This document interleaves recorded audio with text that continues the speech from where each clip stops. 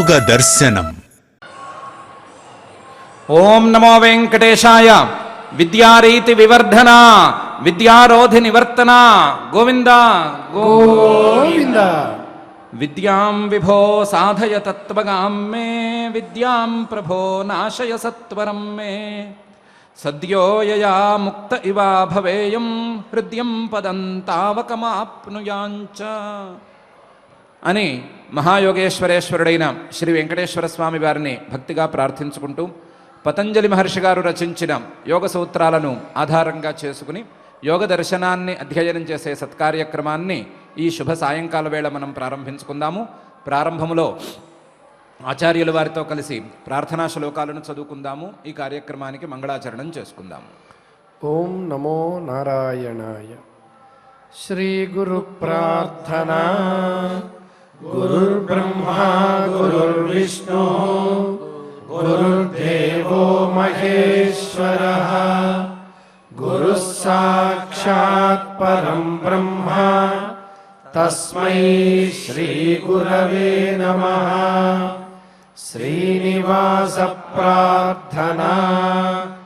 భాస్వచ్చంద్ర సమే యదీయనయనే, భార్యా యదీయా రమా. యస్మాద్విశ్వసృడప్యభూద్యమికులం యధ్యానయుక్తం సదా. నాథో యో జగతాం నగేంద్రదుహితుః, నాథోపి యద్భక్తిమాన్. తాతో యో మదనస్య యో దురితః, తం వెంకటేశం భజే. పతంజలి ప్రార్థనా. చిత్తస్య వృత్తిమనురుధ్య సుసాధనాభిః, జీవః సమాధిమధిగచ్చతి యన్మతేన. యోగాస్తథా వసుమితా అధియోగశాస్త్రం, येनाश्रिता मम पतञ्जलये नमोऽस्मै. नमो हिरण्यगर्भादिभ्यः योगविद्यासम्प्रदायकर्तृभ्यः वंशर्षिभ्यः नमो महद्भ्यः. नमो गुरुभ्यः. శ్రీ గురుభ్యో నమః. పతంజలి మహర్షి గారు మానవులు పోగొట్టుకోదగినటువంటి దుఃఖాన్ని, ఆ దుఃఖానికి ఉండేటువంటి కారణాన్ని, ఆ దుఃఖాన్ని కలిగించేటువంటి కారణాన్ని విపులంగా చెప్పుకుంటూ వస్తున్నారు. హేయం దుఃఖమనాగతం అని ప్రారంభించి దృగ్దృశ్యయో సంయోగ హేయహేతు అని మొదలుపెట్టి, దుఃఖం అనేది మానవులు విడిచిపెట్టుకోదగినది, దుఃఖం అనేది మానవులు పోగొట్టుకోవలసింది.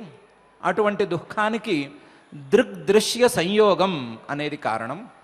అందులో దృశ్యం అంటే ఎన్ని విభాగాలుగా ఉంటుంది అని సూత్రాలలో తెలుసుకోండి. దృక్స్వరూపం ఏమిటో అర్థం చేసుకోండి. ఈ రెండిటికీ ఉండేటువంటి సంయోగం వలన దుఃఖం కలుగుతోంది అనే విషయాన్ని అర్థం చేసుకోండి అని విపులంగా చెప్పుకుంటూ వస్తున్నారు. అందులో దృగ్దృశ్య సంయోగం అంటే ఏమిటి అనే ప్రశ్నకు సమాధానంగా మహర్షి గారు స్వస్వామి శక్తియో స్వరూపోపలబ్ధి హేతు సంయోగ అనే సూత్రాన్ని కూడా రచించి చూపించారు. పురుషుడికి ఉండేది స్వామి శక్తి, దృశ్యాలకు అంటే బుద్ధికి, ఇంద్రియాలకు, వస్తువులకు ఉండేది దర్శన శక్తి. ఈ రెండు శక్తుల కలయికనే సంయోగం అని ప్రాథమికంగా అనుకోవచ్చు. ఈ రెండు శక్తుల కలయిక వలన పురుషుడికి లేనిపోని కొత్త కొత్త జ్ఞానాలు ఏర్పడుతున్నాయి. లేనిపోని జ్ఞానాలు, అక్కర్లేని విజ్ఞానాలు ఇవన్నీ కూడా ఏర్పడుతున్నాయి. అవి గనక వస్తు విషయకాలు అయినట్లయితే అది ఒక రకమైనటువంటి స్వరూపోపలబ్ధి. దీనికి వ్యతిరేకంగా జీవుడి యొక్క స్వస్వరూపాన్ని తెలుసుకునేటువంటి జ్ఞానం అయితే ఇది ముఖ్యమైన స్వరూపోపలబ్ధి. ఈ రెండు రకాల స్వరూపోపలబ్ధులు కూడా మనం చెప్పుకున్న స్వస్వామి శక్తుల యొక్క సంయోగం వలన, కలయిక వలన ఏర్పడుతుంది. ఆ కలయిక ద్వారా ఏర్పడేటువంటి స్వరూపోపలబ్ధికి కారణం ఏదైతే ఉందో అదే ఈ సంయోగం అని మహర్షి గారు చెప్పారు. మహర్షి గారు ఒక లక్షణం ప్రకారం చెప్పుకొచ్చారు. పరిచయం చేసే కార్యక్రమాన్ని అయితే మహర్షి గారు చక్కగానే చేపట్టారు. కానీ మనం అడగవలసింది ఇంకా ఇందులో చాలానే ఉంది. ఏదైనా ఒక సంబంధం గురించిన ప్రస్తావన వచ్చినప్పుడు ఆ సంబంధం ఏమిటండి అని అడిగితే ఆ సంబంధాన్ని సరిగ్గా తెలియచెప్పాలి, సరిగ్గా చూపించాలి. ఆ సంబంధం క్రియతో కలిగేటువంటి సంబంధమా, లేదా మరొక సంబంధమా, ఇంకొక రకమైన సంబంధమా అని చూపించాలి.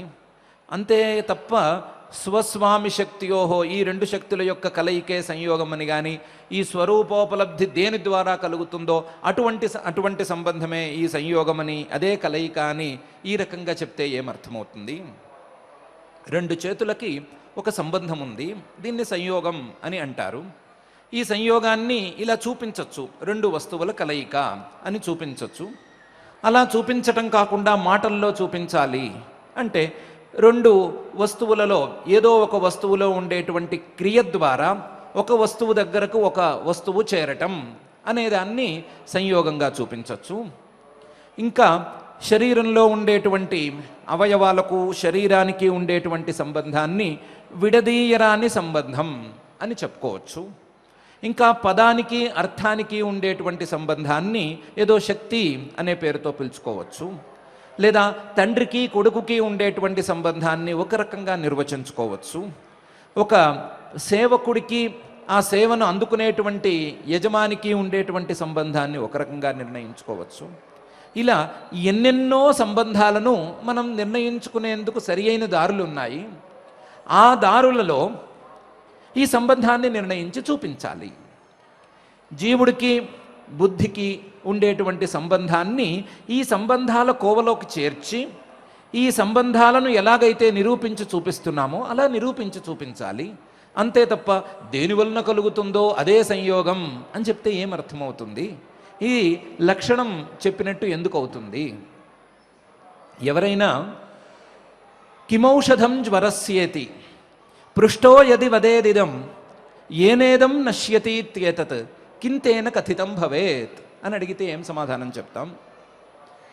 డాక్టర్ గారి దగ్గరికి వెళ్ళి, అయ్యా నాకు జ్వరం వచ్చింది, ఈ జ్వరానికి మందు ఏంటి అని అడిగితే, ఈ జ్వరానికి మందు ఏం తీసుకోవాలి అని అడిగితే, ఏ మందుతోనైతే ఈ జ్వరం తగ్గిపోవునో అదే ఈ జ్వరానికి మందు అని చెప్తే ఒకవేళ డాక్టరు ఏం చెప్పినట్టు అవుతుంది?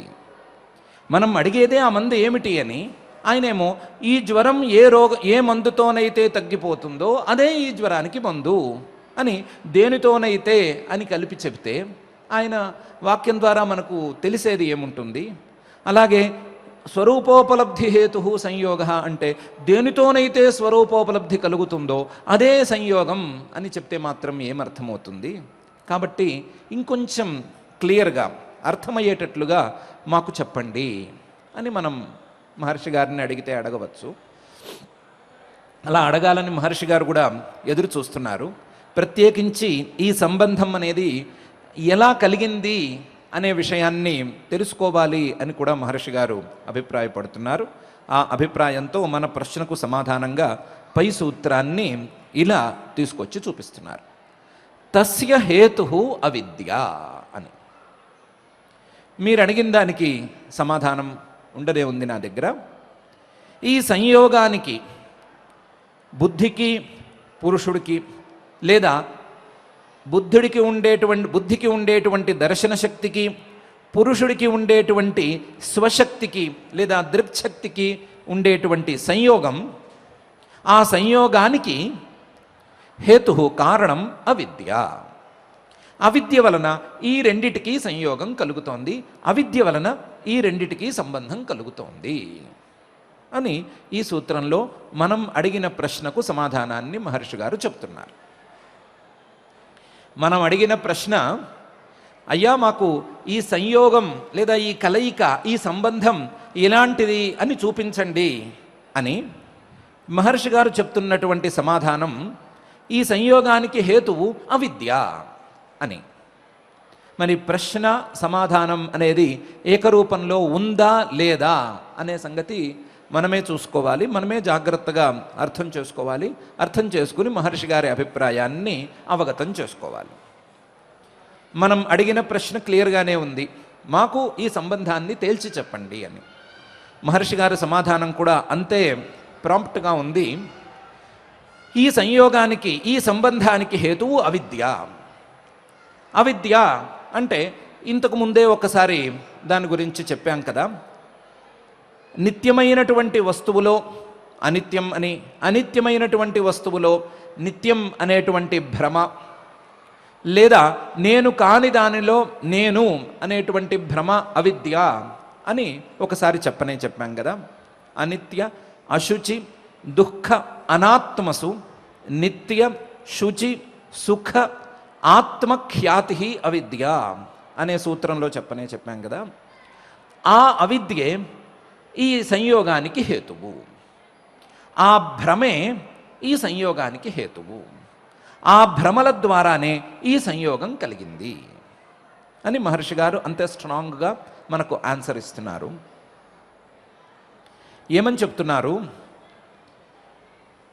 ఒక సంయోగాన్ని, రెండు చేతులకు ఉండేటువంటి సంయోగాన్ని మీరు ఒక క్రియతో, ఒక వస్తువులో ఉండేటువంటి క్రియతో ప్రారంభమై రెండు వస్తువులు దగ్గరగా చేరేటువంటిది ఆ రెండు వస్తువుల కలయిక సంయోగం అని చెప్పినట్టుగా చెప్పమంటున్నారు కదా.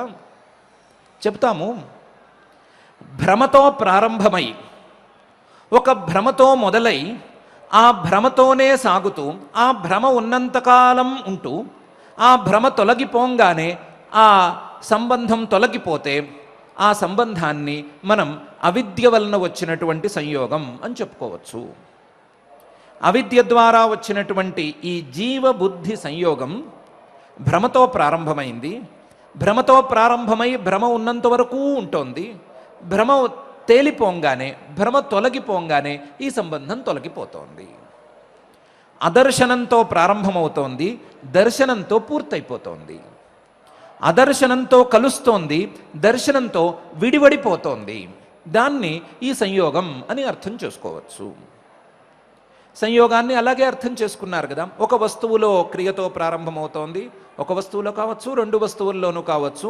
క్రియతో ప్రారంభమవుతోంది, రెండు వస్తువులను దగ్గరగా చేరుస్తోంది, రెండు వస్తువులు దగ్గరగా ఉన్నంత వరకు ఉంటుంది, ఎప్పుడో ఒకప్పుడు విడిపోతుంది అని అర్థం చేసుకుంటున్నారు కదా. అలాగే భ్రమతో ప్రారంభమవుతోంది, భ్రమ ఉన్నంతకాలం నిలిచి ఉంటోంది, భ్రమ తొలగిపోగానే పోతోంది. ఇదే దీని యొక్క లక్షణం అని అర్థం చేసుకోవచ్చు. దీన్ని ఈ విధంగా పరిచయం చేసుకోవచ్చు. భ్రమ అనేది మాకు ఎల్లకాలం ఉండటం లేదు కదండి. భ్రమ అనేది జ్ఞానం కదా, అదేదో ఉన్నంతకాలం ఉంటుంది, కాసేపు ఉంటుంది.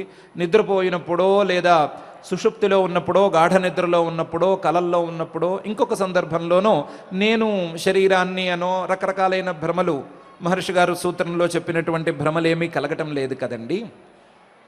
లేదా మీరు చెప్పేటువంటి ప్రళయకాలంలో ఇలాంటి భ్రమలేమీ లేవు కదండి. మరి భ్రమలున్నంతకాలం ఉంటుంది అని చెబితే ఇది ఎప్పుడూ ఉండదు కదా. ఒకప్పుడు ఉండొచ్చు, ఒకప్పుడు పోవచ్చు అనే సందేహం మనం వెలిపుచ్చుతామని మహర్షి గారికి కూడా తెలుసు. అందువలన జాగ్రత్తగా భ్రమ అనే శబ్దాన్ని ప్రయోగించకుండా అవిద్య అనే శబ్దాన్నే ప్రయోగించి చూపించారు. అవిద్య అని చెప్పటం ద్వారా భ్రమలు, భ్రమల తాలూకు సంస్కారాలు రెండూ కలిసి ఈ సంయోగాన్ని కలిగిస్తున్నాయి అనే భావనను మహర్షి గారు మనలో పుట్టించదలుచుకున్నారు. ఒట్టి భ్రమలు మాత్రమే కాదు, ఈ భ్రమలు సంస్కారాలను కలుగజేస్తాయి. ఆ సంస్కారాల ద్వారా కూడా ఈ బంధం బలపడుతూ ఉంటుంది. ఆ సంస్కారాల ద్వారా ఈ బంధం నిలిచి ఉంటుంది. బుద్ధికి పురుషుడికి ఉండేటువంటి ఈ సంయోగం అవిద్యా వాసనల ద్వారా నిలిచి ఉంటుంది, అవిద్యా వాసనల ద్వారా బలపడుతూ ఉంటుంది అనే భావాన్ని కూడా మహర్షి గారు వ్యక్తం చేస్తున్నారు. అవిద్య రెండు రకాలుగా ఉంటుంది. ఒకటి భ్రమరూపంలో కనిపించేటువంటి అవిద్య, ఇది డేంజరస్ అని అనుకోవచ్చు. కానీ ఈ భ్రమలను నిలబెట్టేటువంటి ఈ భ్రమల వాసన లేదా భ్రమల యొక్క సంస్కార రూపంలో ఉండేటువంటి అవిద్య మోస్ట్ డేంజరస్. ఆ అవిద్యల వలన, ఆ భ్రమ సంస్కారాల వలన ఈ సంబంధం అనేది కలుగుతోంది. లేదా రెండు రకాలలో ఉండేటువంటి, రెండు రూపాలలో ఉండేటువంటి అవిద్య వలన ఈ బుద్ధి జీవ సంయోగం అనేది కలుగుతోంది. లేదా స్వస్వామి శక్తుల యొక్క కలయిక అనేది ఏర్పడుతోంది అని ఈ సూత్రంలో మహర్షి గారు చెప్తున్నారు. తస్య హేతు అవిద్య అని. అవిద్య అనేటువంటి శబ్దంలో మహర్షి గారికి చాలా తాత్పర్యం ఉంది. అవిద్య అనే శబ్దంలో రెండు పదాలను మహర్షి గారు గుచ్చి ఉంచారు. ఒకటి ఆ అనే భాగం, రెండవది విద్య అనేటువంటి భాగం. అవిద్య అనేటువంటి ఈ శబ్దంలోనే విద్యా విరోధి, విద్య జ్ఞానంతో విరోధం కలిగినది అనే భావాన్ని మహర్షి గారు వ్యక్తం చేస్తూనే ఉన్నారు. లేదా ఆ పదం యొక్క స్వారస్యమే అలా ఉంటుంది అనే అంశాన్ని చూపిస్తూ ఉన్నారు. విద్యతో అంటే జ్ఞానంతో విరోధం కలిగినటువంటిది ఈ అవిద్య. జ్ఞానంతో విరోధం కలిగి ఉండటం వలన ఈ అవిద్య ద్వారా ఏమి కలిగినా సరే అవి జ్ఞానం కలిగేంత వరకు ఉంటాయి. జ్ఞానం కలిగితే ఈ సంబంధాలు, ఈ అవిద్యలు ఇవన్నీ కూడా ఒకే క్షణంలో మటుమాయం అయిపోతాయి. అవిద్య ఉన్నంత వరకు ఆ అవిద్య ద్వారా వచ్చేవన్నీ ఉన్నట్లు కనిపిస్తాయి. అవిద్య గనక పోతే, విద్య అనేది గనక పుట్టుకొస్తే ఈ అవిద్య లేదు, ఆ అవిద్య ద్వారా వచ్చినటువంటి ఈ సంబంధాలు కూడా ఏకకాలంలో కరిగిపోతాయి అనే అంశాన్ని కూడా మహర్షి గారు చూపిస్తున్నారు. అందుకే ఆయన అవిద్య అనేటువంటి శబ్దాన్ని ప్రయోగించి చూపిస్తున్నారు. శంకరాచార్యుల వారు బ్రహ్మసూత్ర భాష్య ఉపోద్ఘాతంలో అధ్యాసం అనే భ్రమను నిరూపించి తమేతమేవం లక్షణం అధ్యాసం పండితాః అవిద్యేతి మన్యంతే తద్వివేకేన చ వస్తుస్వరూపావధారణం విద్యామాహు అని ప్రత్యేకించి ఈ విద్య అవిద్య అనే రెండు శబ్దాల యొక్క స్వారస్యాన్ని నిరూపించి చూపిస్తున్నారు. భ్రమలు ఎన్నో రకాలుగా భ్రమలున్నాయి. మహర్షి గారు చెప్పినట్లుగా అనిత్య, శుచి, దుఃఖ, అనాత్మసు, నిత్య, శుచి, సుఖ, ఆత్మఖ్యాతి అనే ఎన్నో రకాలైనటువంటి భ్రమలున్నాయి. కొన్ని లోకంలో లౌకికంగా ఉండేటువంటి భ్రమలున్నాయి, కొన్ని జీవుడికి సంబంధించిన భ్రమలున్నాయి. ఎన్ని భ్రమలున్నా సరే ఆ భ్రమలన్నిటికీ కలిపి అవిద్య అని పేరు పెట్టుకోవటం యుక్తం. దానికి కారణం వేరు ఉంది, అది వేరే సంగతి. ఈ అవిద్య అని దీనికి ఎందుకు పేరు పెట్టుకోవాలి, ఈ భ్రమలకు అవిద్య అనే పేరే ఎందుకు రావాలి అంటే తద్వివేకేన చ వస్తుస్వరూపావధారణం విద్యామాహు. ఈ భ్రమలను తొలగించుకునేందుకు విద్య తప్ప మరొక దారి లేదు కాబట్టి. ఈ భ్రమలు తొలగిపోవాలి అంటే, ఈ భ్రమలు మూలంతో సహా పోవాలి అంటే తత్వజ్ఞానం లేదా వస్తుతత్వజ్ఞానం తప్ప మరొక జ్ఞానం లేదు కాబట్టి వస్తుతత్వజ్ఞానం అనే పేరుతో పిలువబడేటువంటి విద్య ద్వారా మాత్రమే ఈ భ్రమలన్నీ తొలగిపోతాయి. కాబట్టి ఈ భ్రమలకు అవిద్య అనే పేరు సబబు. పండితాః అవిద్యేతి మన్యంతే తద్వివేకేన చ వస్తుస్వరూపావధారణం విద్యామాహు. ఈ వస్తుస్వరూపావధారణం లేదా వస్తు తత్వజ్ఞానం అనేది కలిగితే ఈ అవిద్య అనేది ఉన్నట్లు కూడా తెలియదు, క్షణంలో మటుమాయం అయిపోతుంది. ఈ అవిద్య విద్య కలిగేంత వరకు మాత్రమే ఉంటుంది. చీకటి ఉదయపు కిరణాలు సోకేంత వరకు మాత్రమే ఉంటుంది, ఆ తర్వాత ఎక్కడికి పోయింది తెలియదు. అలాగే ఈ విద్య కలిగే క్షణం వరకు ఈ అవిద్య అనేటువంటి చీకటి, భ్రమ అనేటువంటి చీకటి ఉంటుంది, కానీ విద్య కలిగిన వెంటనే ఇది ఎక్కడికి పోతుంది తెలియదు. అలాంటిది ఈ అవిద్య. అలాంటి అవిద్యతో ఈ దృగ్దృశ్య సంయోగం అనేది ఏర్పడింది అని మహర్షి గారు చెప్తున్నారు. ఈ అవిద్య చేసేటువంటి హాని ఇంత అంతా కాదు అనే విషయాన్ని చెప్పటం కోసం కూడా మహర్షి గారు తస్య హేతురవిద్య అనేటువంటి సూత్రాన్ని ప్రత్యేకించి చెప్తున్నారు. అవిద్యతో లేదా ఈ అజ్ఞానంతో, ఈ భ్రమతో మనిషి పడరాని పాటలు పడుతున్నాడు, ఎన్నో ఇబ్బందులను పడుతున్నాడు. ఈ ఇబ్బందులన్నిటికీ మూలం ఏమిటి అంటే ఈ అవిద్య. ఈ అవిద్య తన యొక్క స్వరూపంలోనే మనుషుల్ని ఇబ్బంది పరచగలిగినటువంటి సామర్థ్యాన్ని దాచుకునుంది. ఏం చేస్తోంది ఈ అవిద్య అంటే, ఈ అవిద్యేతి జడాత్మిక ఆవరణశక్తి జ్ఞానపర్యుదాసేన ఉచ్యతే అని పద్మపాదాచార్యుల వారి వచనాన్ని తీసుకుంటే, ఈ అవిద్య, ఈ భ్రమ అనేది జీవుడి యొక్క తత్వజ్ఞానం కలగకుండా అడ్డుకుంటోంది. జీవుడు తన తత్వాన్ని తెలుసుకోనివ్వకుండా అడ్డుగోడగా, ఆవరణగా ఈ అవిద్య అనేది నిలుస్తోంది.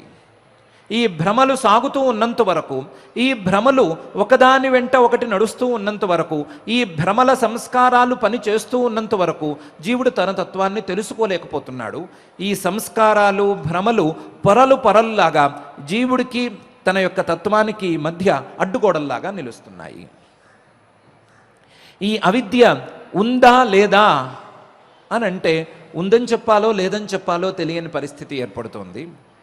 దాని పేరులోనే విచిత్రమైనటువంటి స్వరూపం ఉంది. దానికంటూ పేరేమీ లేదు. విద్యా విరోధి అనే దీనికి పేరు. ఇది ఉందా, ఎవరైనా దీన్ని ప్రత్యక్షంగా చూశారా అంటే, ఎవరిని అడిగినా సరే ప్రత్యక్షంగా చూశామా చూడలేదా అని చెప్పుకోవటం కష్టంగా ఉంది.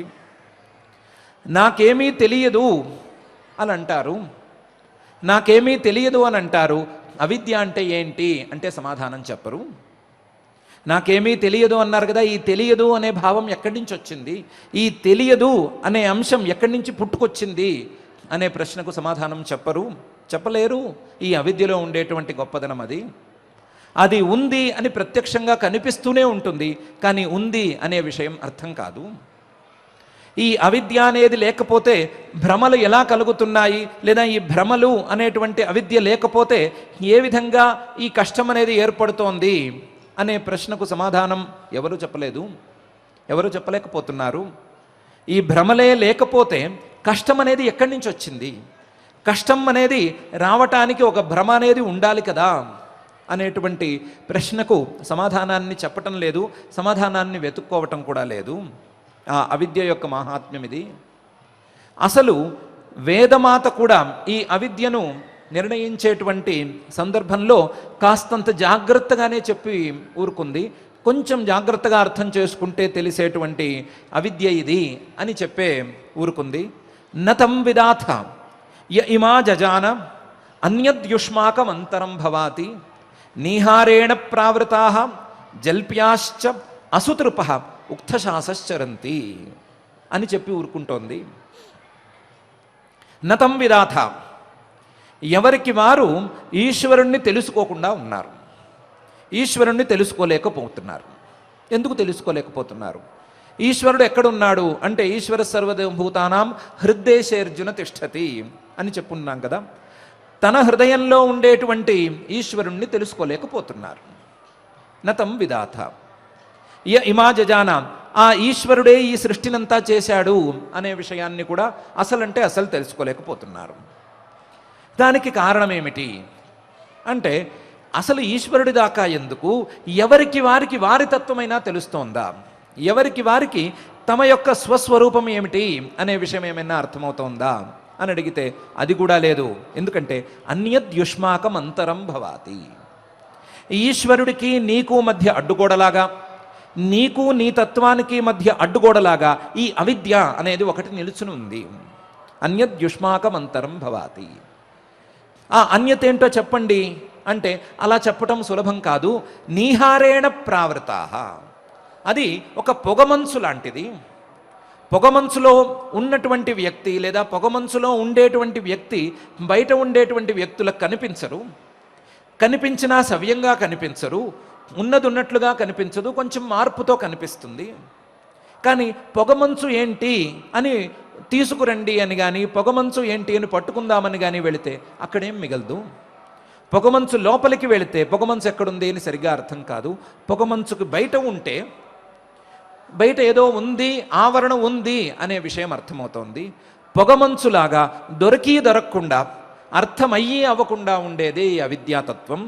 ఆ అవిద్యాతత్వం ద్వారా నీహారేణ ప్రావృతా, ఈ పొగమంచు లాంటి అవిద్యతో వీళ్ళందరూ ఆవృతమై ఉన్నారు. ఈ పొగమంచు లాంటి అవిద్య పనిచేయటం వలన, ఈ అవిద్య యొక్క ఆవరణ వలన జీవుడు తన తత్వాన్ని తెలుసుకోలేకపోతున్నాడు. తెలుసుకోలేక తనను తాను బుద్ధితో కలిపేసుకుని, ఆ బుద్ధితో పాటుగా శరీరంతో కలిపేసుకుని, ఇంద్రియాలతో కలిపేసుకుని జల్ప్యాహ అసుతృపః ఉక్తశాసః చరంతి. ఏవేవో పనులు చేస్తున్నాడు, ఏవేవో మాట్లాడుతున్నాడు, ఏవేవో శరీరాలను తాను అంటున్నాడు, ఆ శరీరంలో ఉండేటువంటి ప్రాణాలను రక్షించుకోవటంలో నిమగ్నమై ఉన్నాడు, లేదా ఆ శరీరాన్ని రక్షించుకోవటానికి రకరకాల క్రియలన్నీ చేస్తున్నాడు. ఈ శరీరానికి నీకు సంబంధం ఏంటయ్యా అని అడిగితే సమాధానం చెప్పలేకుండా ఉన్నాడు. ఒకవేళ సమాధానం చెబితే ఈ అవిద్య ద్వారా ఈ శరీరమే నేను అనే సమాధానం చెప్తున్నాడు.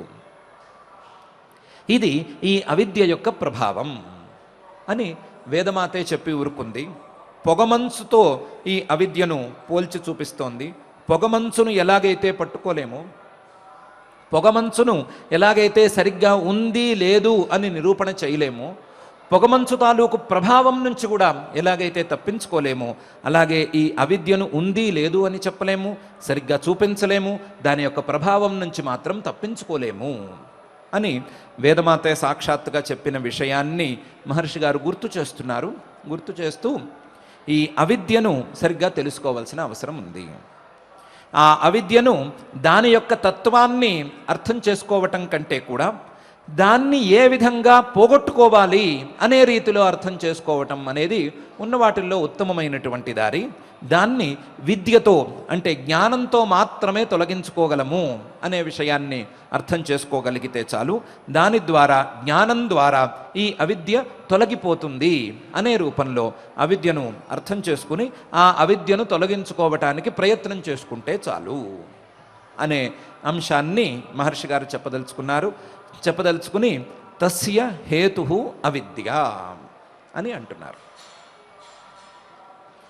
సరే, ఈ అవిద్య ఎక్కడుంది, ఈ అవిద్య ఎక్కడ దాగి ఉంది, దీని ప్రదేశం ఏంటి అని మనకేమైనా ప్రశ్న వస్తే రావచ్చు. ఈ అజ్ఞానం కానీ, ఈ భ్రమ కానీ ఎక్కడుంది? బుద్ధిలో ఉందా, జీవుల్లో ఉందా? బుద్ధిలో ఉంటే గనక బుద్ధిలో ఉండే అవిద్య వలన జీవుడికి ఏం నష్టం వచ్చింది?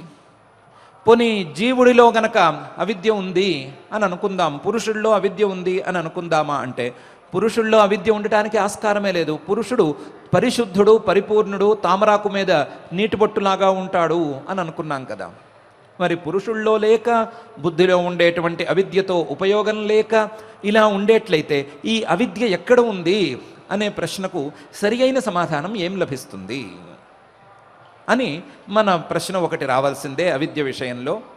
దానికి కూడా సమాధానంగా మహర్షి గారు తస్య హేతురవిద్య అని అవిద్యా శబ్దాన్ని ప్రయోగించి చూపిస్తున్నారు. వేదవాక్యంలో విన్నారు కదా, నీహారేణ ప్రావృతాహ అని. ఆ పొగమంచు ఎక్కడుంది? పొగమంచు ఉంది లేదు చెప్పలేము, దాని యొక్క ప్రభావం మాత్రం ఉంది అని మాత్రమే చెప్పగలము.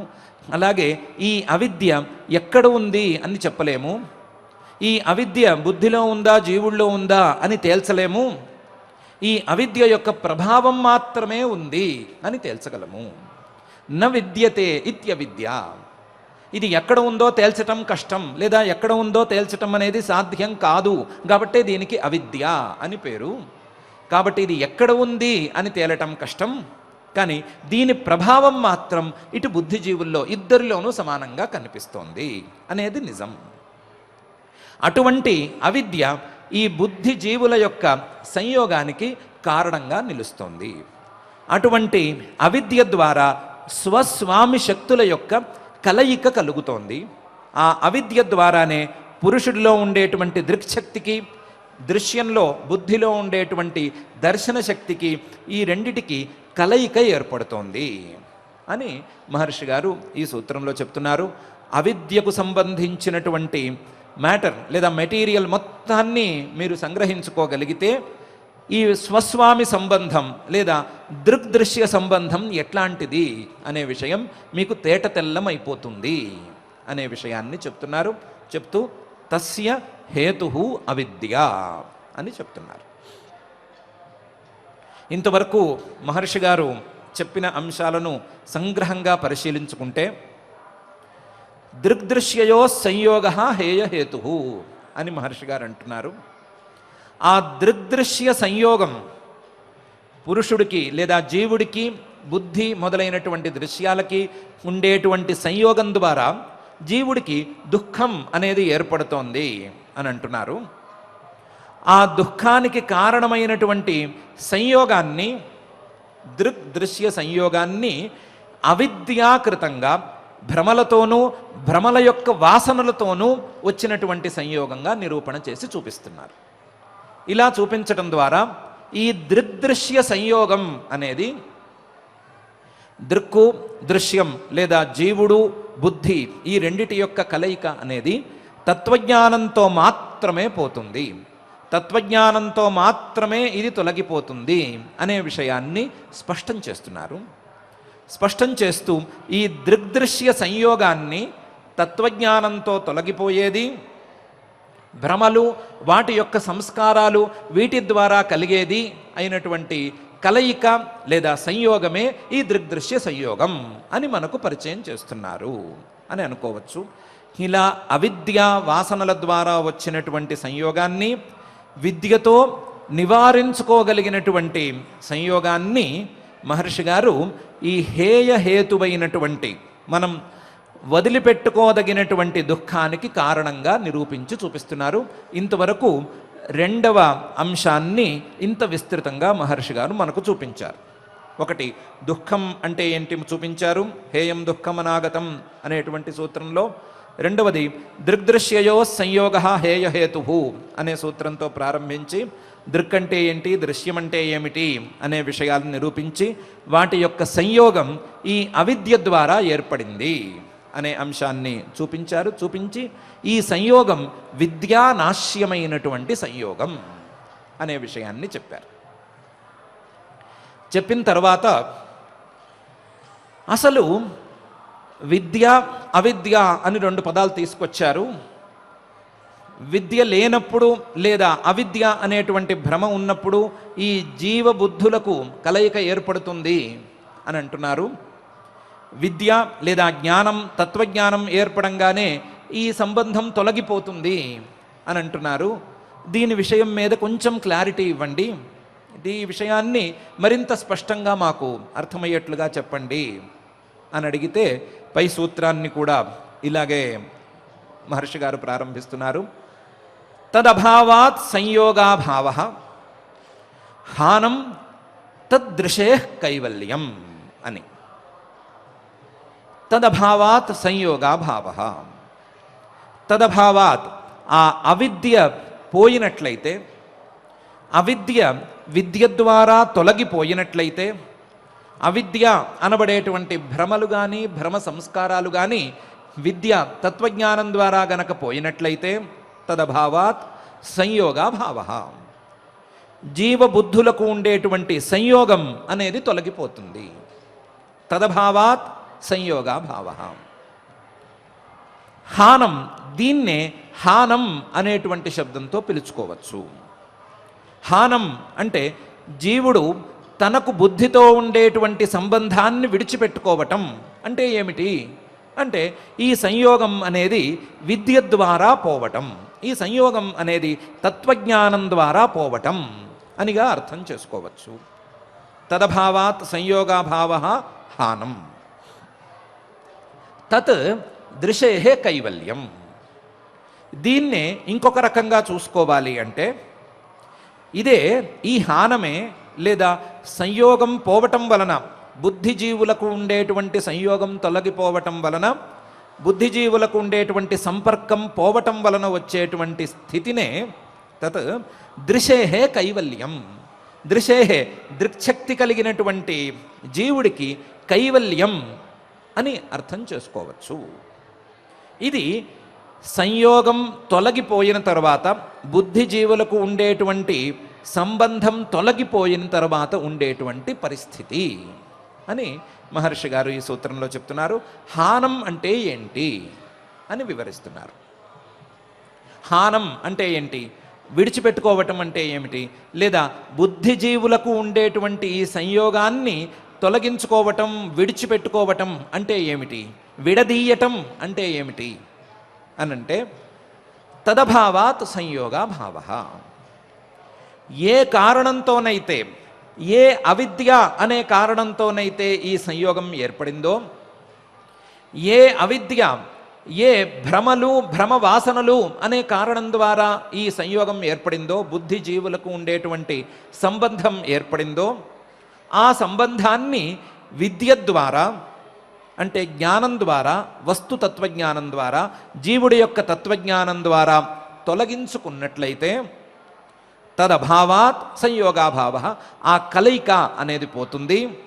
ఆ పోవటాన్ని హానం అని పిలుస్తారు. అవిద్యతో మొదలైనటువంటి ఈ బుద్ధి జీవుల యొక్క సంయోగం విద్య కలిగేంత వరకు ఉంటుంది కాబట్టి, అవిద్యతో నిలిచి ఉన్నటువంటి భ్రమ తద్వాసనలతో నిలిచి ఉన్నటువంటి ఈ బుద్ధి జీవ సంయోగం విద్యతో మాత్రమే, తత్వజ్ఞానంతో మాత్రమే పోవాలి. తత్వజ్ఞానంతో పోవటం మాత్రమే దీనికి అయ్యే పని.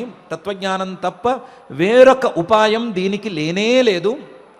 వేరొక ఉపాయం లేకపోయినందువలన తత్వజ్ఞానాన్ని మాత్రమే దీనికి ఆశ్రయించుకోవాలి. తత్వజ్ఞానం ద్వారా ఈ సంబంధాన్ని తొలగించుకోవాలి. ఆ తొలగించుకోవటాన్ని హానం అని అంటారు. ఆ తొలగించుకోవటం జరిగినప్పుడు దృశేహే కైవల్యం, ఆ ఆత్మస్వరూపానికి లేదా దృక్శక్తి కలిగినటువంటి పురుషుడికి కైవల్యం అనేది ఏర్పడుతుంది. కైవల్యం అనేది ఇప్పుడు ఏర్పడుతుంది. కేవలుడుగా అంటే ఇతర సంపర్కం లేనివాడుగా ఉండేటువంటి పురుషుడు ఏ కష్టాలను అనుభవించడు.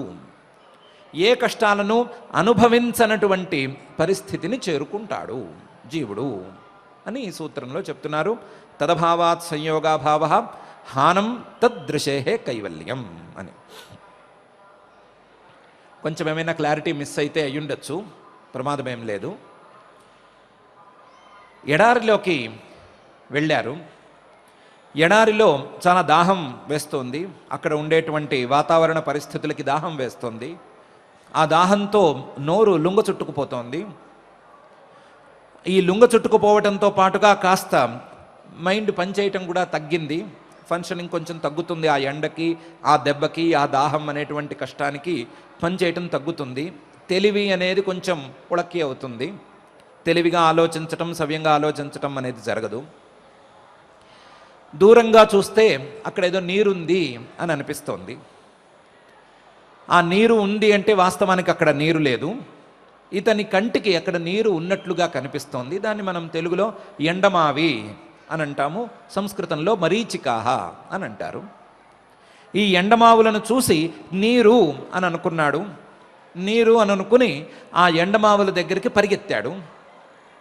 ఎంత పరిగెత్తినా ఎండమావులు దూరంగా కనిపిస్తున్నాయి. ఎక్కడో చోట ఆగవలసి వచ్చి ఆగిపోయాడు. ఇంతకు మించి పరిగెత్తలేను అని కూర్చున్నాడు. కూర్చున్న తర్వాత ఇంతలో ఎవరో మహాత్ముడు ఒంటి మీద వెళుతూ వచ్చాడు.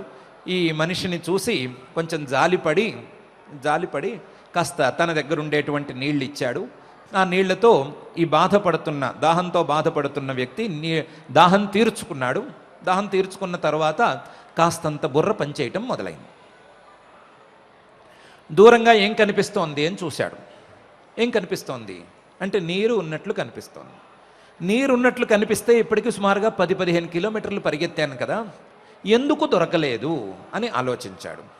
ఎందుకు దొరకలేదు అంటే నీరు లేదు కాబట్టి దొరకలేదు. నీరు ఉంటే ఎప్పటికైనా దొరికి ఉండేది.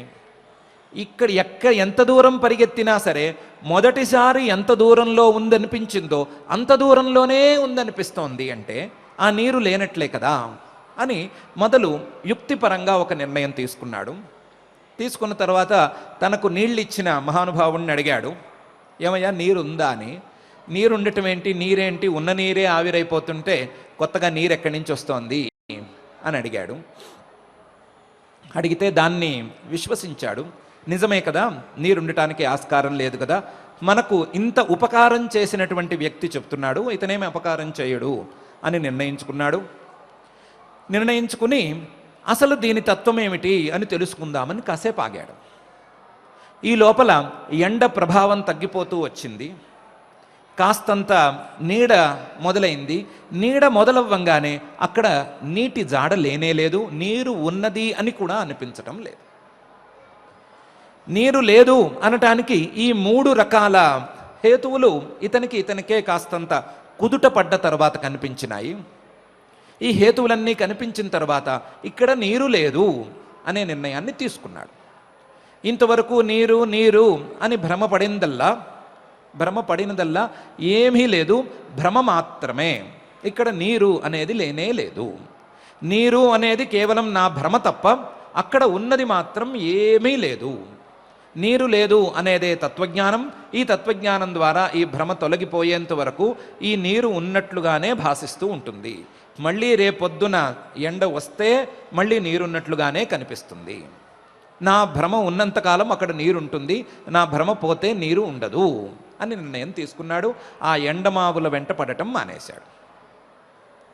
ఇందులో నీరు అనేది ఎక్కడి నుంచి వచ్చింది, ఆ నీటి యొక్క లక్షణం ఏంటి, అది తడిగా ఉంటుందా పొడిగా ఉంటుందా అనే ప్రశ్నలు మనం వేసుకుంటే సమాధానం ఏం చెప్పాలి?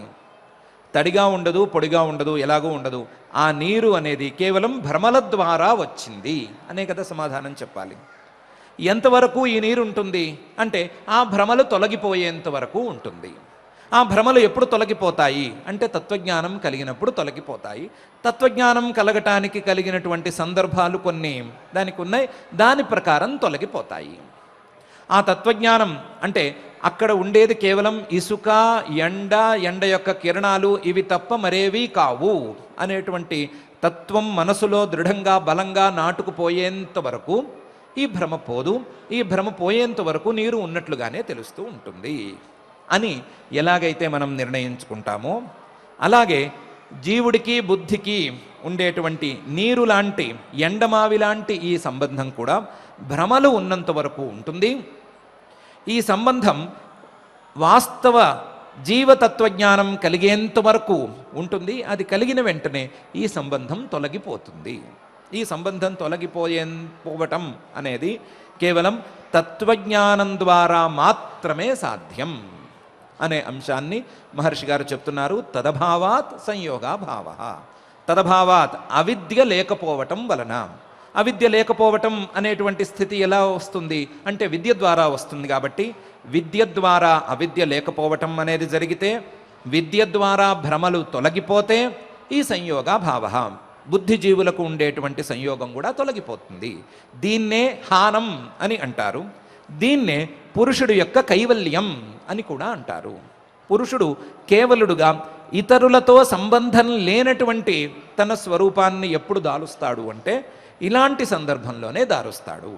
అవిద్య ద్వారా కలిగినటువంటి భ్రమలన్నీ విద్య ద్వారా పోయిన తరువాత పురుషుడు కేవలుడుగా తన యొక్క స్వస్వరూపాన్ని ధరించి ఉంటాడు అని మహర్షి గారు చెప్తున్నారు. అలా చెబుతూ తదభావాత్ సంయోగాభావ హానం తద్దృశే కైవల్యం అని అంటున్నారు. ఒక తోకలాంటి సందేహం ఏమైనా మిగిలి ఉంటే దాన్ని కూడా మనం తీర్చేసుకోవటమే బెటరు. ఇంతవరకు సంయోగం అనేది ఉంది కదా, ఈ సంయోగం ద్వారా దుఃఖాలు కలిగినాయి కదా, కష్టాలు కలిగినాయి కదా, అనుభవించింది నేనే కదా. కష్టాలు అనుభవించింది నేనైతే ఆ కష్టాలకు కారణం ఏమిటి అంటే భ్రమలంటారేంటి? ఆ కష్టాలకు కారణం లేదంటారేంటి? ఆ కష్టాలకు కారణం తెలుసుకోకపోవటం అంటారేంటి? ఆ కష్టాలకు కారణం నాకున్న సంస్కారాలు అంటారేంటి? కష్టం అనేది వాస్తవంగా కనిపిస్తోంది. నాలో కష్టం ఉండగా, నేనే కష్టాన్ని అనుభవిస్తూ ఉండగా, కాదు నువ్వు కేవలుడివి, తామరాకు మీద నీటిబొట్టు లాంటి వాడివి, నీకు కష్టానికి సంబంధమేం లేదు, ఆ సంబంధాన్ని తీసుకొచ్చింది భ్రమలు, దాని సంస్కారాలు, అంతే తప్ప నువ్వు చాలా మంచివాడివి అని చెప్తారేంటి? నా అనుభవాన్ని పట్టించుకోకుండా మీరు మాట్లాడతారేంటి? అలా పట్టించుకోకుండా ఇవన్నీ అవిద్య ద్వారా భ్రమల ద్వారా కలుగుతున్నాయి, అన్ని భ్రమలే అని అంటే అర్థం చేసుకోవటం ఎట్లా అని మనకు ఒక చిన్న పుచ్చ సందేహం అనేది కలుగుతుంది. దానికి కూడా మహర్షి గారు సుమారుగా సమాధానం చెప్పినట్లే అవిద్య అనేటువంటి పదంతో బాగానే ఉంది, ఎండమావులను చూసి నీరు అనుకున్నాడు కదా, ఆ నీరు ఉన్నంతసేపు ఆ నీరు ఉన్న కింద నీరు ఉండే ప్రదేశంలో బురద ఉండాలి కదా, బురద ఉండి తీరాలి కదా, నీరు మట్టి కలిస్తే బురద అనేది తప్పనిసరిగా ఉంటుంది కదా. ఇతను ఎండమావి అనేటువంటి నీటిని చూస్తే ఆ నీటి బురద అనేది ఉండాలి కదా, ఉండి తీరాలి కదా. జ్ఞానం కలిగిన తర్వాత కానీ భ్రమలు తొలగిపోయిన తర్వాత కానీ ఆ ప్రదేశానికి వెళ్ళి చూస్తే అక్కడ ఏమైనా బురద కనిపిస్తోందా? బురద ఉండేందుకు ఆస్కారం ఏమైనా ఉందా అనేది ఒక ప్రశ్న. దానికి ఏం సమాధానం చెప్పాలి మనం అంటే, ఎండమావులు అనేటువంటి నీటికి బురద అనేది ఎప్పటికీ రాదు, ఆ బురద ఆ ప్రదేశానికి ఎప్పటికీ అంటదు అనే చెప్పుకోవాలి కదా. అలాగే ఎండమావుల్లాంటి ఈ భ్రమల ద్వారా కలిగినటువంటి ఈ కష్టాలతో జీవుడికి ఎప్పటికీ సంబంధం లేదు. కష్టాలు అనేటువంటి బురదను ఇప్పటికేదో తనకు తాను పూసుకున్నాడే తప్ప ఈ బురదతో జీవుడికి ఏ సంబంధము లేదు. నాకు కష్టాలు ఉన్నాయి కదా అనేటువంటి ప్రశ్నకు సమాధానం కూడా ఇదే అవిద్య. నాకు కష్టాలు ఉన్నాయి అంటే బుద్ధికి నీకు ఉండేటువంటి సంబంధాన్ని పురస్కరించుకుని ఆ సంబంధాన్ని దృష్టిలో ఉంచుకుని నాకు కష్టాలున్నాయి అని మాట్లాడుతున్నావే తప్ప నీ యొక్క వాస్తవ స్వరూపాన్ని దృష్టిలో ఉంచుకుని ఈ మాట నువ్వు మాట్లాడటం లేదు, నీ యొక్క వాస్తవ స్వరూపం నీకు ఇంకా తెలియలేదు అనే చెప్పాలి. ఆ చెప్పవలసినటువంటి అంశాన్నే మహర్షి గారు కూడా అవిద్య అనేటువంటి సూత్రంతోనే చెప్తున్నారు, అవిద్య అనేటువంటి పదంతోనే చెప్తున్నారు. చెబుతూ ఈ అవిద్య పనిచేస్తున్నంతసేపు ఇలాంటి సందేహాలు ఎన్నెన్నో పుట్టుకొస్తాయి. ఈ అవిద్య ఉన్నంత వరకు ఈ సందేహాలను తొలగించటం అనేది ఎవ్వరి తరమూ కాదు. ఒక సందేహాన్ని కాదంటే మరొక సందేహం పుట్టుకొస్తుంది, ఒక ప్రశ్నకు సమాధానం చెప్తే మరొక ప్రశ్న అంకురిస్తుంది. ఈ ప్రశ్న సమాధానాలు, సందేహాలు సమాధానాలు ఎడతెరిపి లేకుండా సాగుతూనే ఉంటాయి తప్ప ఎప్పటికీ ఆగవు. దానికి కారణం కూడా ఈ అవిద్యే. ఈ అవిద్యను తొలగించుకునేందుకు ప్రయత్నం చేయకుండా ఈ సందేహాలకు సమాధానాలను వెతుక్కోవటం అనేది ఒక తెలివి తక్కువ పని. కాబట్టి ఈ అవిద్యను తొలగించుకునేందుకు విద్య వైపుగా మానవులు సాగవలసిన అవసరం ఉంది. విద్యను తెచ్చుకుని ఈ అవిద్యా సందేహాలకు ఒక సమాధానాలను వెతుక్కోవలసిన అవసరం ఉంది. ఆ అవిద్య పోతే తదభావాత్ హానం దృశేహే కైవల్యం అనేది ఏర్పడుతుంది అని మహర్షి గారు చెప్తున్నారు. ఇలా ఎన్నో సందేహాలకు సమాధానం చెప్పేటువంటి ఈ రెండు సూత్రాల ద్వారా మహర్షి గారు మనం విడిచిపెట్టుకోదగినటువంటి దుఃఖానికి మూల కారణం ఏమిటి అనే అంశాన్ని, అవిద్య అనే అంశాన్ని తెర మీదకు తీసుకొచ్చి మనకు పరిచయం చేసి చూపించి స్పష్టం చేస్తున్నారు. ఆ అంశాన్ని నిరూపణ చేయటం ద్వారా తాను మొదలుపెట్టినటువంటి 4 వ్యూహాలు అనేటువంటి అంశంలో రెండవ వ్యూహాన్ని ఇంతటితో విజయవంతంగా సమాప్తి చేస్తున్నారు. సమాప్తి చేస్తూ తదభావాత్ సంయోగాభావ హానం తదృశే కైవల్యం అని అంటున్నారు. అవిద్య అనేది చాలా కొంచెం బరువున్న సబ్జెక్టు, బరువున్న అంశం. దాని మీద మనం ఊరికే కూర్చుని మాట్లాడుకున్నా, ఏదో ఒక ప్రశ్న సమాధానాల రూపంలో దాని గురించి తెలుసుకోవాలనుకున్నా, దాని మీద వాదనలను లేవదీసినా పెద్దగా ఉపయోగమేమీ ఉండదు. చీకటి గురించి ఎంత చర్చించుకుంటే ఏం ఉపయోగం? ఎండమావుల గురించి ఎంతసేపు వాదులాడితే ఏం ఉపయోగం? ఆ ఎండమావుల్ని, ఆ చీకటిని తొలగించుకునేందుకు ఉపాయం మనం చూసుకోవాలి. ఆ ఉపాయాన్ని మహర్షి గారే చెప్పినట్టుగా విద్యారూపంలో మనం చూసుకోవాల్సిన అవసరం ఉంది. అటువంటి విద్యారూపమైన అవిద్యను తొలగించేటువంటి ఉపాయాన్ని మనందరికీ దయచేయవలసిందిగా మహాయోగేశ్వరేశ్వరుడైనటువంటి శ్రీ వెంకటేశ్వర స్వామి వారిని మనం భక్తిగా ప్రార్థించుకుందాం. భక్తిగా ప్రార్థించుకుని మనకు అవిద్య తొలగేంత వరకు తోడు ఉండమని కూడా మనం ఆయన్ని వేడుకుందాం. ఆ వేడుకోలతో ఈరోజు పారాయణ కార్యక్రమాన్ని ప్రారంభించుకుందాం. ఓం నమో వెంకటేశాయ. పతంజలి మహర్షి అందించినటువంటి యోగ సూత్ర తత్వాల్ని మనం ఆచార్యముఖంగా ఆలకిస్తూ ఉన్నాం.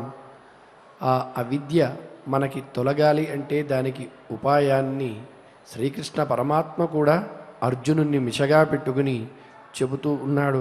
తస్మాత్ సర్వేషు కాలేషు మా మనుస్మర యుధ్యచ అని అక్కడ అర్జునుడికి యుద్ధం అయితే కరేరంగం, మనకి జీవనం కాబట్టి మన జీవనంలో మనకి ఇటువంటి అవిద్యలు భ్రమలు తొలగి తత్వదర్శనం కావాలి అంటే ఆయన్ను స్మరించమని చెప్పాడు. ఆ స్మరించడంలో కూడా ఓమిత్యేకాక్షరం బ్రహ్మ వ్యాహరన్మా మనుస్మరన్ యః ప్రయాతి త్యజం దేహం సయాతి పరమాం గతిం అని చెప్పి ఏదైతే పతంజలి మహర్షి కూడా చెప్పారో తస్య వాచక ప్రణవ తజ్జప తదర్థమేవ అని చెప్పి అటువంటి విషయాన్ని శ్రీకృష్ణ పరమాత్మ కూడా మనకు అర్జునుడి ద్వారా తెలియజేసి తస్మాత్ సర్వేషు కాలేషు యోగయుక్తో భవార్జున అని ఆ యోగాన్ని పొందమని చెప్పాడు. అలాగే అటు పతంజలి మహర్షి శ్రీకృష్ణ పరమాత్మ చెప్పినటువంటి యోగ సిద్ధి మనకు కలిగి ఆత్మతత్వజ్ఞానం కలిగి అవిద్య నుండి దూరంగా మన బుద్ధి ప్రసరించుకుని అపవర్గ మార్గం వైపు పయనించాలని ఆ పరమాత్మను కలియుగ ప్రత్యక్ష దైవమైన శ్రీ వెంకటేశ్వర పరబ్రహ్మను మంగళవారం నాడు మనం ఈ మంగళప్రదమైనటువంటి కోరికను కోరుకుంటూ శ్రీకృష్ణ ప్రార్థన దగ్గర నుంచి మంగళాంతం వరకు పఠించి మంగళాంతంగా నేటి ప్రవచన పారాయణ కార్యక్రమాన్ని పరిసమాప్తి చేసుకుందాం. అందరం కలిసి సమష్టిగా భక్తితో శ్రీకృష్ణ ప్రార్థన దగ్గర నుంచి మంగళాంతం వరకు భక్తితో పలుకుదాం. శ్రీకృష్ణ ప్రార్థనా వసుదేవసుతం దేవం కంసచాణూరమర్దనం దేవకీ పరమానందం కృష్ణం వందే జగద్గురుం. శ్రీగీతా ప్రార్థనా సర్వోపనిషదో గావః దోగ్ధా గోపాలనందనః పార్థో వత్సః సుధీర్భోక్తా దుగ్ధం గీతామృతం మహత్. అథ శ్రీమద్భగవద్గీతాసు ఉపనిషత్సు బ్రహ్మ విద్యాయాం యోగశాస్త్రే శ్రీకృష్ణార్జున సంవాదే అక్షర బ్రహ్మయోగో నామ అష్టమోऽధ్యాయః. అర్జున ఉవాచ కిం తద్బ్రహ్మ కిమధ్యాత్మం కిం కర్మ పురుషోత్తమ అధిభూతం చ కిం ప్రోక్తం అధిదైవం కిముచ్యతే అధియజ్ఞః కథం కోత్ర దేహేऽస్మిన్ మధుసూదన ప్రయాణకాలే చ కథం జ్ఞేయోసి నియతాత్మభిః. శ్రీభగవానువాచ అక్షరం బ్రహ్మ పరమం స్వభావోऽధ్యాత్మముచ్యతే భూతభావోద్భవకరః విసర్గః కర్మ సంగితః అధిభూతం క్షరో భావః పురుషశ్చాధిదైవతం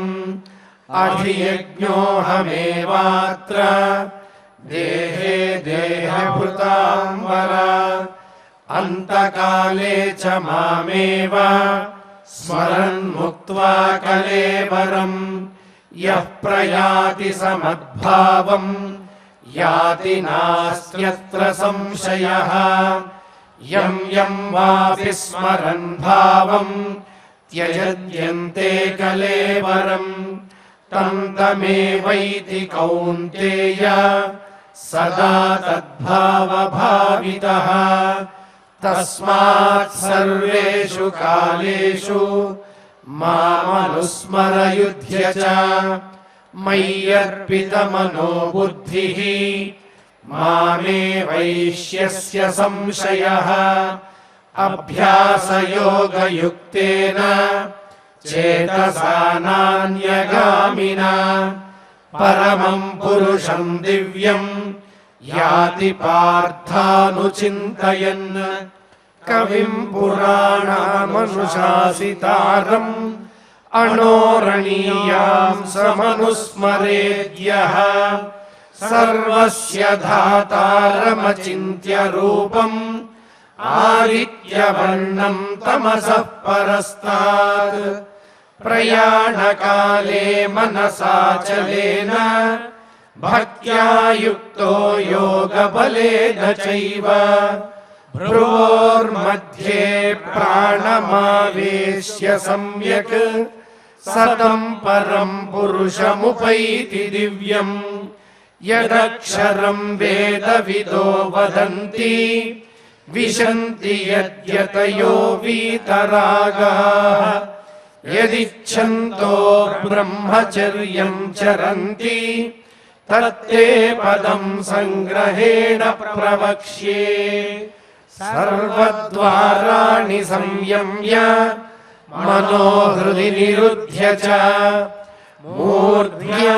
మూర్ధ్యాధాయాత్మనః ప్రాణం ఆస్థితో యోగధారణాం ఓమిత్యేకాక్షరం బ్రహ్మ వ్యాహరన్ మామనుస్మరన్ యః ప్రయాతి త్యజం దేహం స యాతి పరమాం గతిం అనన్యచేతాః సతతం యో మాం స్మరతి నిత్యశః తస్యాహం సులభః పార్థ నిత్యయుక్తస్య యోగినః మాముపేత్య పునర్జన్మ దుఃఖాలయమశాశ్వతం నాప్నువంతి మహాత్మానః సంసిద్ధిం పరమాం గతాః ఆ బ్రహ్మభువనాల్లోకాః పునరావర్తినోऽర్జున మాముపేత్య తు కౌంతేయ పునర్జన్మ న విద్యతే సహస్రయుగ పర్యంతం అహర్యద్బ్రహ్మణో విదుః రాత్రిం యుగ సహస్రాంతాం తేహోరాత్రవిదో జనాః అవ్యక్తాద్వ్యక్తయః సర్వాః ప్రభవంత్యహరాగమే రాత్ర్యాగమే ప్రలీయంతే తత్రైవావ్యక్తసంజ్ఞకే భూతగ్రామः స ఏవాయం భూత్వా భూత్వా ప్రలీయతే రాత్ర్యాగమే వశః పార్థ ప్రభవత్యహరాగమే పరస్తస్మాత్తు భావోऽన్యః అవ్యక్తో వ్యక్తాత్ సనాతనః యస్య సర్వేషు భూతేషు నశ్యత్సు న వినశ్యతి అవ్యక్తోక్షర ఇత్యుక్తః తమాహుః పరమాం గతిం యం ప్రాప్య న నివర్తంతే తద్ధామ పరమం మమ పురుషः స పరః పార్థ భక్త్యా లభ్యస్త్వనన్యయా యస్యాంతస్థాని భూతాని येन सर्वमिदं ततं यत्र काले त्वनावृत्तिम् आवृत्तिं चैव योगिनः प्रयाता यान्ति तं कालं वक्ष्यामि भरतर्षभ अग्निर्ज्योतिरः शुक्लः षण्मासा उत्तरायणम् तत्र प्रयाता गच्छन्ति ब्रह्म ब्रह्मविदो जनाः धूमो रात्रिस्तथा कृष्णः षण्मासा दक्षिणायनम् तत्र चान्द्रमसं ज्योतिः योगी प्राप्य निवर्तते शुक्लकृष्णे गतिह्येते जगतः शाश्वते मते एकया यात्यनावृत्तिम् अन्यया वर्तते पुनः नैते श्रुति पार्थ जानन् योगी मुह्यति कश्चन तस्मात् सर्वेषु कालेषु योगयुक्तो भवार्जुन वेदेषु यज्ञेषु तपस्सु चैव दानेषु यत्पुण्यफलं प्रदिष्टम् अत्येति तत्सर्वमिदं विदित्वा योगी परं स्थानमुपैति चाद्यम् इति श्रीमद्भगवद्गीतासु उपनिषत्सु ब्रह्मविद्यायां योगशास्त्रे श्रीकृष्णार्जुनसंवादे अक्षरब्रह्मयोगो नाम अष्टमोऽध्यायः। यत्र योगेश्वरः कृष्णः यत्र पार्थो धनुर्धरः तत्र श्रीर्विजयो भूतिः ध्रुवानीतिर्मतिर्मम। अथ क्षमा प्रार्थना यदक्षरपदभ्रष्टम् मात्राहीनं च यद्भवेत् तत्सर्वं क्षम्यतां देव नारायण नमोऽस्तु ते। अथ भगवत्समर्पणम् कायेन वाचा मनसेन्द्रियैर्वा बुद्ध्यात्मना वा प्रकृते स्वभावात् करोमि यद्यत् सकलं परस्मै नारायणायेति समर्पयामि। अथ लोकक्षेम प्रार्थना सर्वे भवन्तु सुखिनः सर्वे सन्तु निरामयाः सर्वे भद्राणि पश्यन्तु मा कश्चित् दुःखभाग् भवेत्। अथ मङ्गलम् श्रियः कान्ताय कल्याणनिधये निधयेऽर्थिनाम् श्रीवेङ्कटनिवासाय श्रीनिवासाय मङ्गलम्।